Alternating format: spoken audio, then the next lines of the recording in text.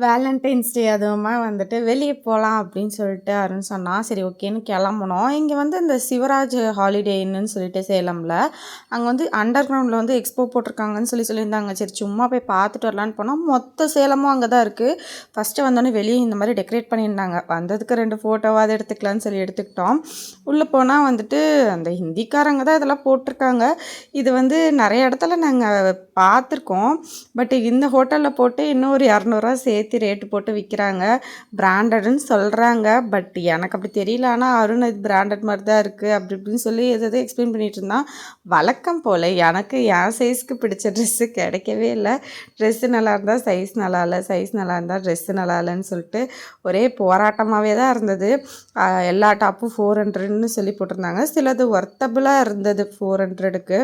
ஆனால் வந்து எனக்கு சைஸ் கிடைக்கல. சரின்னு விட்டாச்சு. இந்த சிங்கத்தை பார்த்து இவன் செம்மையாக எக்ஸைட் ஆகிட்டு இருந்தான்.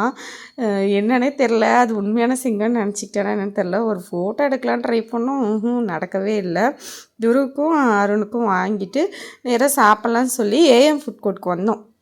நிறைய கடைங்கள்லாம் இல்லவே இல்லைங்க. பயங்கர கும்பலாக இருக்கும் முன்னெல்லாம். நாங்களும் சரின்னு சொல்லிட்டு இப்போது முன்ன சாப்பிட்ட கடை ஒன்று நல்லா இருந்ததுன்னு சொல்லிட்டு போனால் யாருமே இல்லை. ரொம்ப வெறிச்சோடின்னு இருந்தது. சரி இங்கே சாப்பிட்டு பன்னு வாங்கிட்டா என்ன பண்ணுறது, வேண்டாம் நல்லா இல்லைனா வம்பாய் போயிடும்னு சொல்லிட்டு நாங்கள் திரும்ப போயிட்டோம். அங்கே 99+ தோசை வெரைட்டி கடைன்னு இருக்கும், அதுவுமே இல்லை.